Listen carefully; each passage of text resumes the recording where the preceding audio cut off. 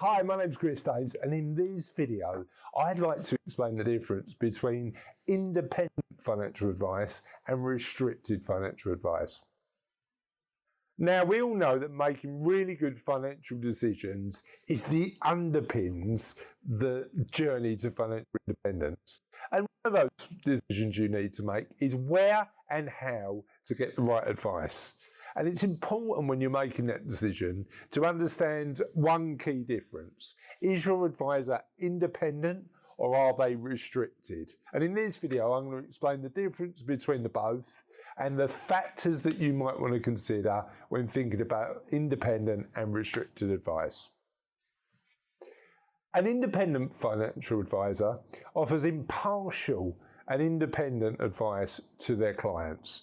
Now, at Savello, we're really proud of being an independent firm because what was important to us is making sure that we had no bias to any particular product or plan provider when delivering product advice. However, I'd suggest that independent advisors do something more. They're independent of thought. So part of our remit at Savello is making sure that you and your needs are seriously considered when we think about building you a plan, and we start with your needs first. Having somebody independent to help and support you do that is really important because it means that we're on your side. In America, they call it fiduciary. You know, as an advisor, we believe should sit on your side of the table supporting you to achieve your goals.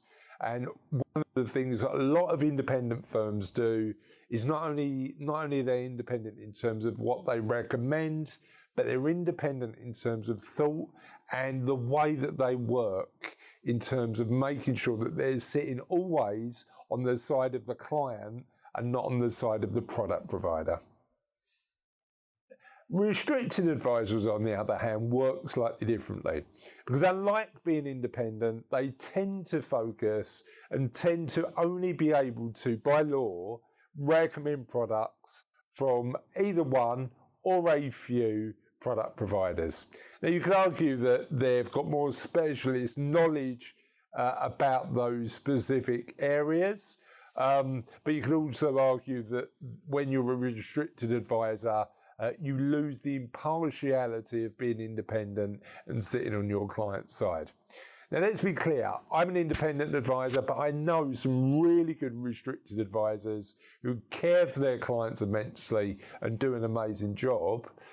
The challenge that you've got is whether you need the extra experience, expertise, and impartiality of an independent advisor, or a restricted advisor can focus on making sure, because your needs might be a little more simple, focus on supporting you with those specific needs. There's no right or wrong, but it is important to understand the difference between both an independent and a restricted advisor. So to conclude, there are amazing independent and amazing restricted advisors, certainly that I've met. And it is only one factor to consider when considering your advisor. Certainly, whether you can build a long-term relationship of trust with your advisor is really important.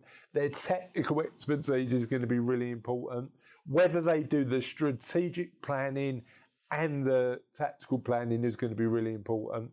But so is being independent or being restricted, and it's worth understanding the difference, understanding what the advisor you're considering to work with might be, so at least you can make an informed choice. Hopefully that's useful. Have a lovely day.